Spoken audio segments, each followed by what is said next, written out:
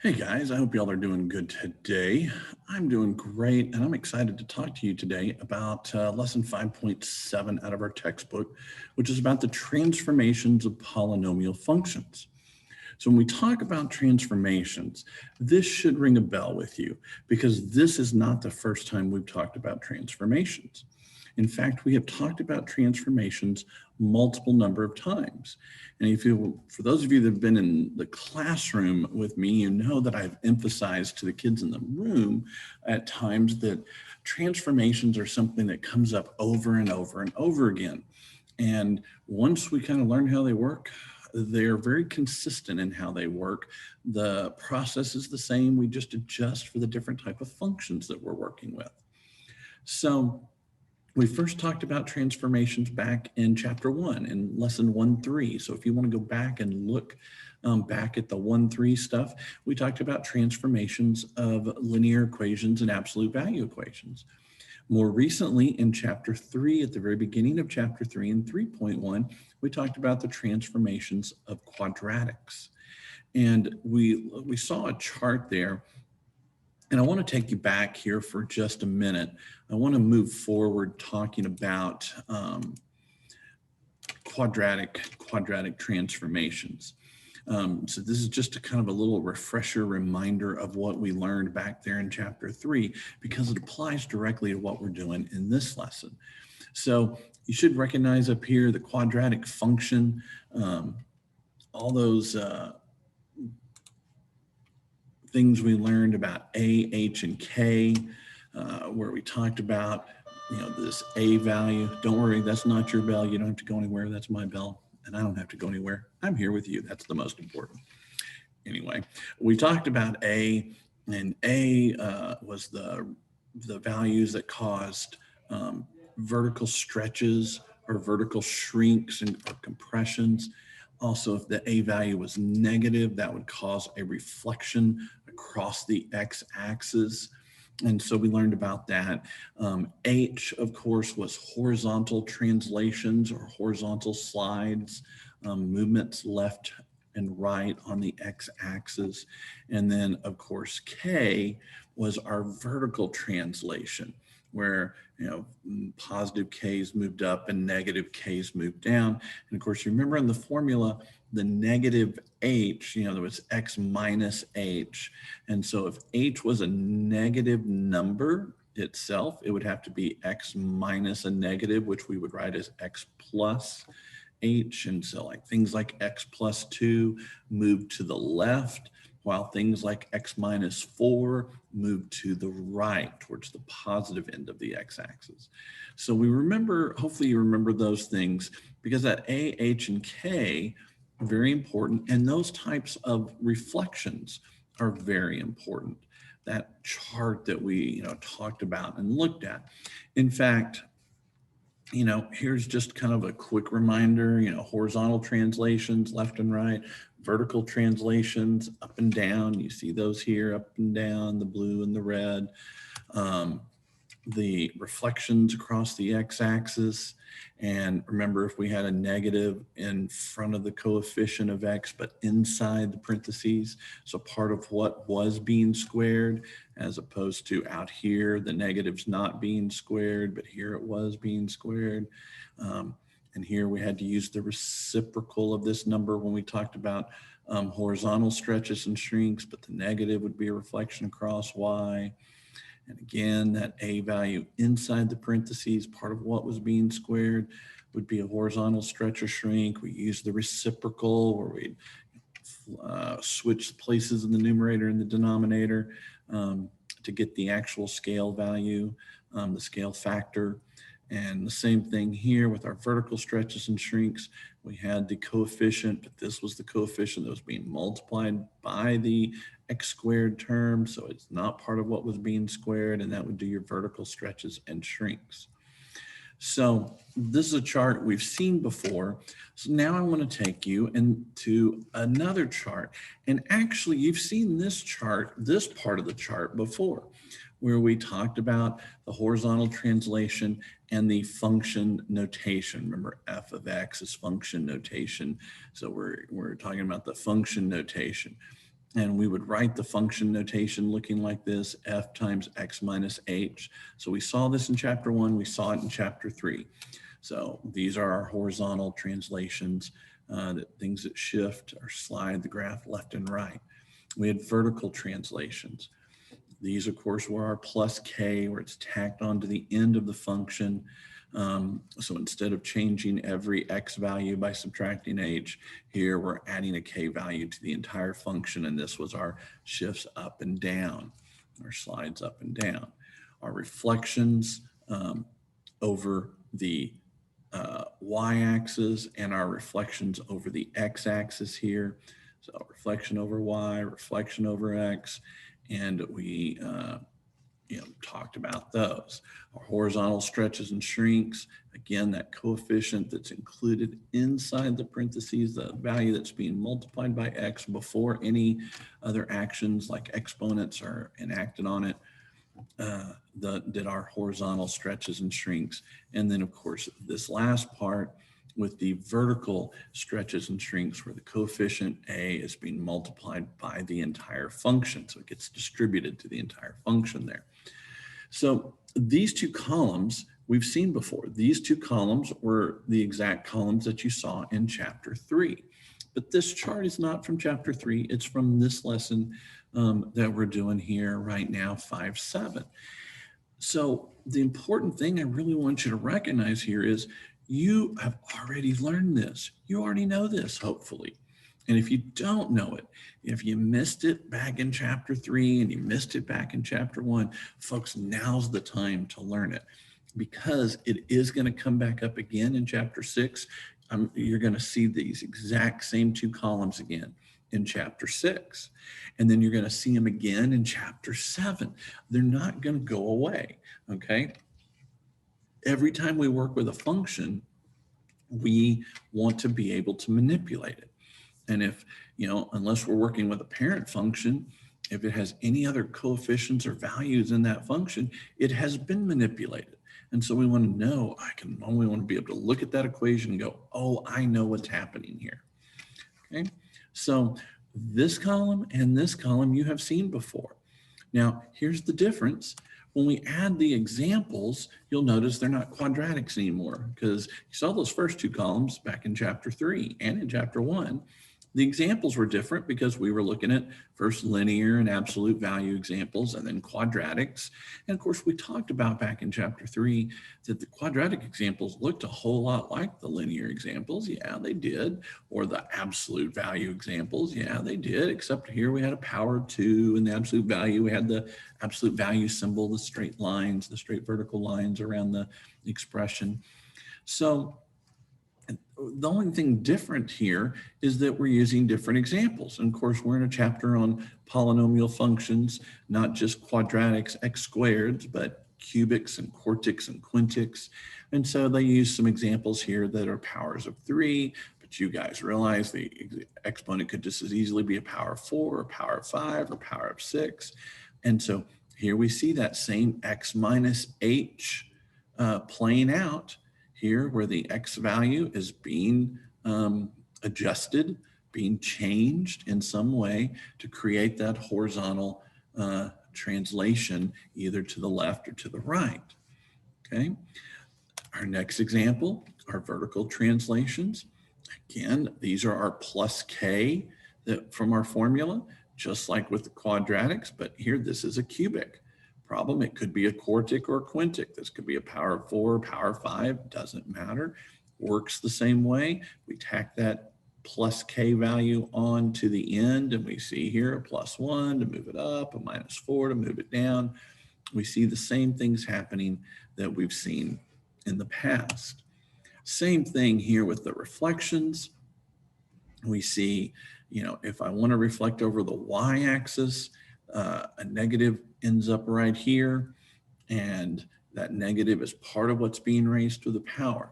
Now, that's going to create some things that we have to pay attention to with certain polynomials. We've actually seen this with quadratics because, a negative squared, a negative times a negative is a positive.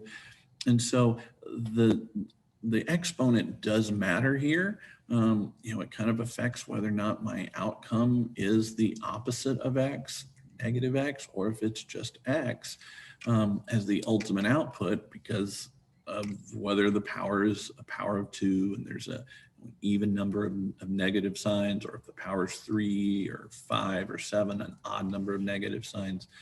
So we're going to pay attention to that as we work the problems. Here, of course, are reflections over the x-axis. That coefficient is in front of the function, like it is here.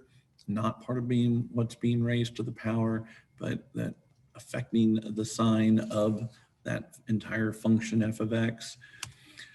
Horizontal stretches and shrinks. Of course, we see this here. It's affecting the x value. The a is being multiplied by just the x value. And so everywhere an x shows up, we've got to multiply it by the scale factor. But of course, we are using the reciprocals of the actual scale factor. So we know, oh, the scale factor was 1/2. The reciprocal of 1/2 is 2. And so that's what's in the equation. Here, the scale factor is 2. The reciprocal of 2 is 1/2. And so that's what ends up in this equation. Okay, exactly like we did with quadratics. There's nothing different about this. And then, of course, the vertical stretches and shrinks. The difference between the horizontal and the vertical is that here we're multiplying the x value by a, and of course here we're multiplying the entire function, which you recognize is the same thing we were doing up here with the reflections, multiplying the x by a -1 versus the -1 being in front of the entire function.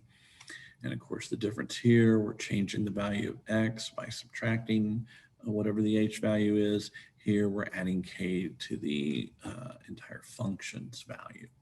So the consistency here is very strong.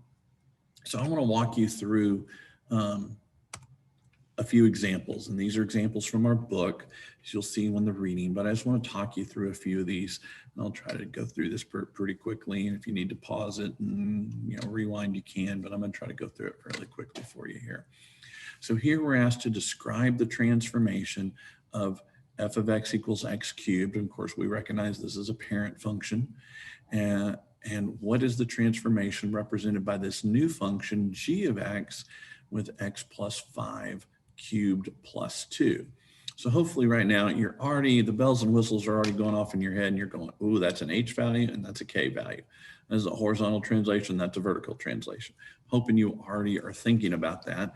And then, of course, as you graph it, you're seeing how, hey, here's a horizontal translation, it's gotten shifted, and here's a vertical translation because this little flattened out curved part right here is now up higher. So we see a vertical movement and we see the horizontal movement. So hopefully you're seeing both of those in the graph and in the equation. One other thing I want to point out to you, and I just want to make you aware of it because this is something we don't do very well on sometimes on our homework and things like that. This function, the original function, was named f. We use function notation, we give it a letter. This one happens to be function, that we're labeling as f of x. When we create a transformed function, we have to make sure we give it a different name. I cannot call this function f as well, because then I would be saying, hey, these are the same function, because I gave them the same name. They don't have the same name, so they have to have a different function. And that's where you see in your book a lot, we use g and h and things like that, because we are trying to make sure we recognize that, hey, this function is different from that function. And you see it on the graph. This is function f, this is function g. If I labeled them both f, someone looking at the graph wouldn't know which one was which one goes with this equation, which one goes with this equation. So it is very important that every time you do a transformation, even on your homework, on your paper, as you're working it out, you make sure you think, hey, okay, this is a function. Now I've changed it. It's different. I have to give it a different name, okay? So kind of be aware of that when you're doing your homework, especially and you're writing these. So here I'm going to take this function. Again, we recognize that it had an h. We recognize that it had a k. here and here. I identify the value, and of course, because the formula is x minus h, and this was x plus 5, I rewrite it as x minus -5 because the two negatives make a positive. Negative times a negative is a positive.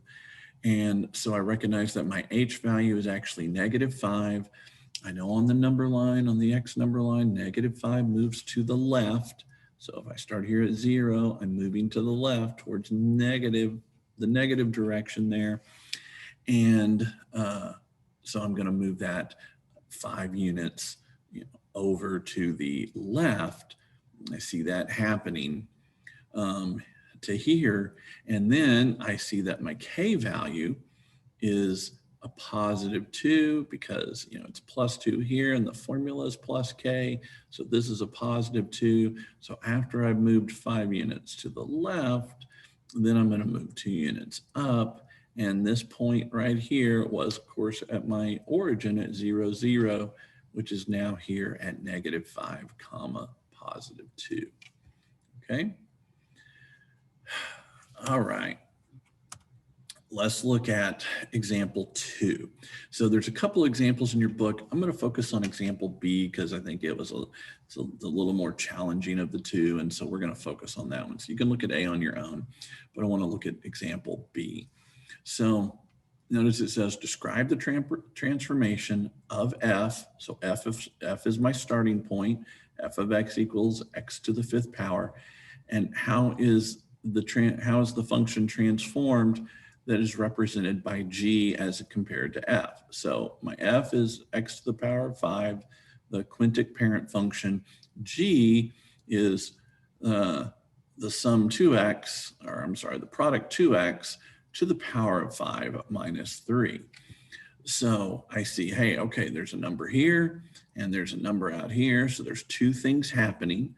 I'm thinking, okay, this is my k, my plus k, and since it's negative, okay, it's a negative k. I have this number in here. Remember, that's our horizontal stretches and shrinks. This is the one where we have to use the reciprocal. And so I'm thinking 2, I'm thinking 1/2, and I'm already thinking about those things even before I start breaking down the problem. So how would I work this problem? So I'm identifying that A value right here is 2. I'm identifying that this K value is -3. I know that I have to use the reciprocal of the A value in this situation where it's inside the parentheses, part of what's being raised to the power to the exponent of 5. And so instead of 2, I'm going to use its reciprocal, which of course is 1/2. I have this K value of -3. And so that's going to, of course, take me 3 units down. So I'm going to take F, and then I'm going to do the transformation of the horizontal shrink by, horizontal shrink by scale factor of 1/2, and then I'm going to do the translation down by 3 units. And we see the graph of these. We see the horizontal shrink affecting here as the area in which the curve takes place becomes much smaller, half as small as the kind of the flattened looking area here. It's not totally flat. There's always a little bit of increase, but very small amount right here. And then notice the little flattened area here is much smaller. It's half the size. And of course, we've been translated down 3 units to -1, -2, -3 from right here at 0, 0. Okay. All right. Example 3. We're going to look at both of these, A and B, in the example. So in this case, we have x cubed plus x squared plus 1. This is my starting function, so it's not the parent function. It has multiple x's in it. It's a cubic polynomial because we always go, of course, by the highest degree, but it does have an x squared and an x cubed. It's written in standard form. So I see all that happening. So they asked me to write the rule for the new function, the transform function g, and then graph it, and then describe it. So we're doing all the things here. We're writing the rule. That means write the new function, g of x equals, and then whatever the function is. We want to graph it, and then we want to describe it by saying, oh, it's a horizontal this, it's a vertical that, it's a stretch, it's a shrink, it's a reflection, all those kinds of words. Okay, so we look at this one. The new function g of x is equal to, and notice they're using the function notation back from our chart, f of negative x. So that negative sign right there, there it is. That's, of course, telling me a reflection across the y-axis. That's what's happening in that one. So I recognize that everywhere there is an x in the function, I'm going to have to change the sign of the x. So because this function had an x here and an x here, notice that all of the x's get changed. So that's one of the keys when we're working with this. And we had to do this with quadratics, but we really have to make sure we're doing it with these higher degree polynomials because there's often multiple x's. Just like with quadratics, we had an x squared and an x term, happens here as well. So I changed the sign of this x. I also changed the sign of this x. Anywhere there's an x, it's going to become the opposite or negative x. So it happens in both of those places. Okay. And of course, keep in mind, I'm using the parentheses because the x is part of what's being raised to the power. The x here is part of what's being raised to the power. So I go to this next line and notice, so, you know, a negative to the third power, a negative times a negative is a positive times a negative is a negative. So I end up with negative or the opposite of x cubed. But notice here with my x squared, and we've seen this with quadratics, a negative squared, a negative times a negative is a positive. So here we have just plus x squared.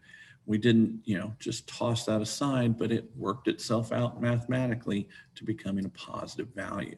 And then of course the plus 1. Okay, so here I have written the new g of x equation. This is the g of x equation. And of course we already identified that, hey, we were going to do a reflection across the y-axis. So we already, you know, identified the words, because remember there were 3 things we had to do: write the rule, describe the graph, and we described it really before we even wrote the rule, and then we need to graph it. And so here is the graph. So keep in mind the black curve here represents function f, the original function that we were working with, and it comes up like this. The blue one, g, represents the transform function. And so, you know, it's a mirror image across the y-axis because we had the reflection. And that's what we see there. Okay. Now, let's look at example B. So here in the function notation, the new equation g is 3 times f of x. And we remember that when that 3 is in front, that is a vertical stretch or shrink because 3 is greater than 1. It's a vertical stretch by a scale factor of 3. Hey, we just described it. Okay, so the description should be pretty easy for us. We should do that. Probably it happens first in my head as I'm looking at it, and that's probably where your head is as well. Okay, so now I'm going to do this function where I apply this 3 times f of x to f of x. And of course, this was our f of x starting equation. So because, you know, it's different than this one here, I had to change every x became negative x. Here, it's the entire function is multiplied by the 3. So I'm distributing that 3. That 3 goes out there in front of the entire function, and it gets distributed to each term of the function. So we're using the distributed property. So we get the 3x cubed plus the 3x squared. And of course, 3 times 1 is 3. And we have our new function. This is our g of x answer. So we described it. We have now written the rule. Remember, when you say write the rule, it just means write the new equation. Equations are rules. We already described it as a vertical stretch by a scale factor of 3. And then we, of course, have the drawn on the graph.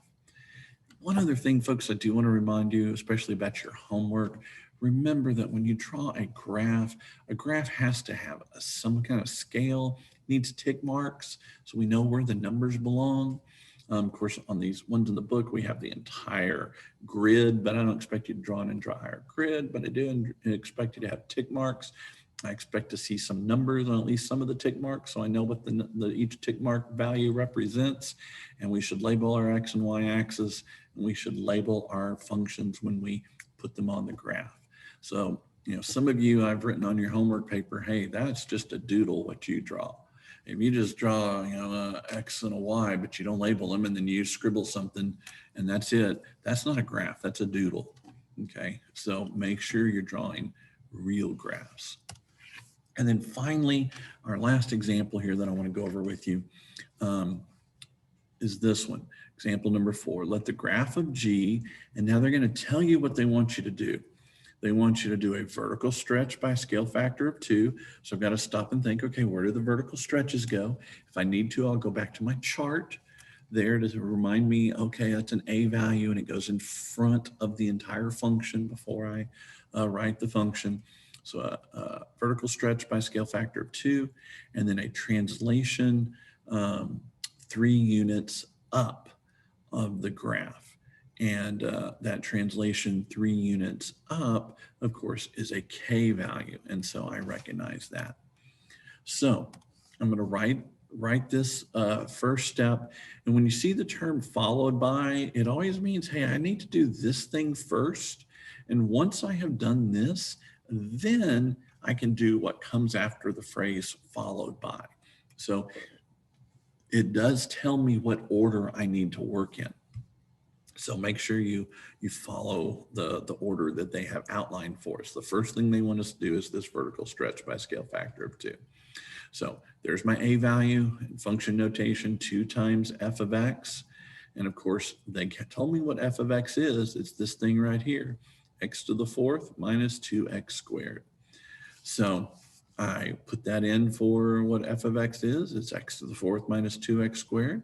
I have my vertical stretch scale factor of 2 there in front, and I know it's going to get distributed to both of these terms. I'm going to use the distributive property. And so it becomes 2x to the 4th minus 4x squared, because of course 2 times the negative 2 is negative 4. Okay, so I have done the first part, the part that came before the followed by. Next, they want me to, I'm going to do the second part. So remember when we talked about naming. So of course we started with f of x. Notice we gave this a different name because, it's no longer f of x, it's 2 times f of x. That's a different function. It gets a different name. We call this h. The book chose to call it function h. Now I'm going to do something else to function h. I'm going to do this translation 3 units up.